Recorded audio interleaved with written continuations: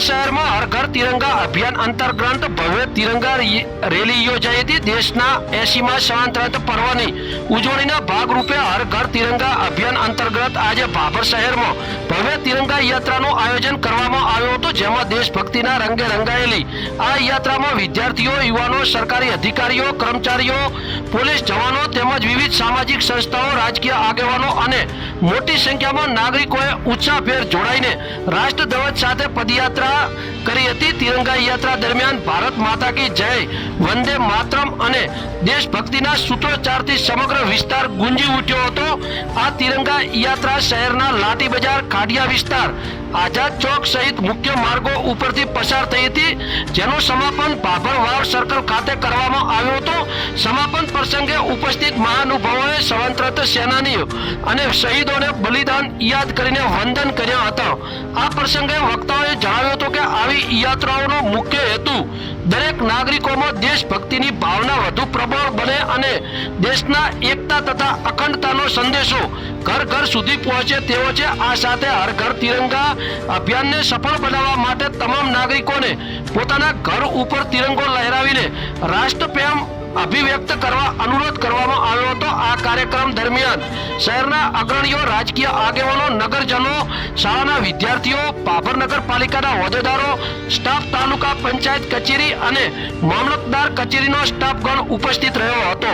Bureau report, બનાસની અસ્મિતા, બાબર સુઈગામ, વાવ થરાદ।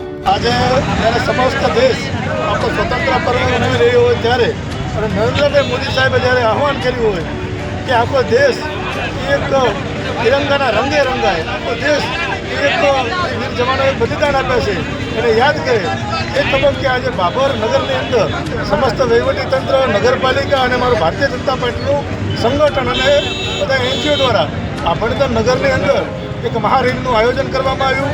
રેલીની અંદર શાળાના સ્કૂલના બાળકો હોય કે સમસ્ત વહીવટીતંત્રએ સમસ્ત લોકોએ સાથે મળીને ખૂબ સફળ રેલી બનાવી। આ તબક્કે મારે સમસ્ત બાબરને વિસ્તારને એક જ આહવાન કરવું છે, એક જ વિનંતી કરવી છે કે આપણે આ પર્વને રાષ્ટ્રીય પર્વ તરીકે એવી રીતે ઉજવીએ કે આપણું પણ બાબર સ્વચ્છ બને, સુંદર બને। બાબરમાં જ્યાં ત્યાં આપણે ગંદકી ના કરીએ, કચરો ના ફેલાવીએ, આપણે સૌ નાગરિકો સાથે મળી અને રાષ્ટ્ર સેવાનું ઉત્તમ કામ કરીએ।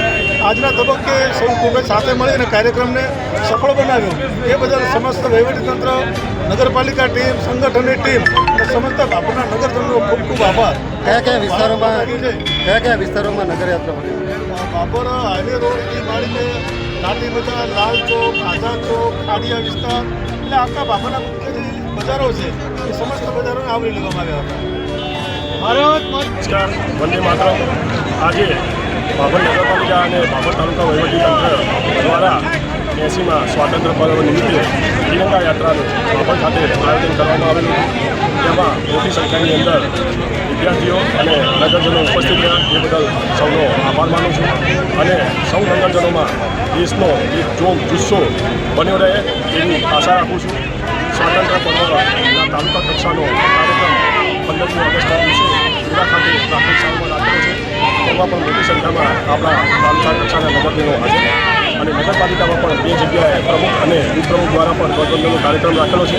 તેમાં પણ મોટી સંખ્યામાં આપણા નગરજનો જોડાય એવી વિનંતી કરું છું અને સાથે સાથે 14મી તારીખે પહેલી વખત બાબર નગરપાલિકા અને વહીવટીતંત્ર દ્વારા એક શામ દેશ કે નામ દેશભક્તિના ગીતોનું અમે આયોજન કરેલું છે।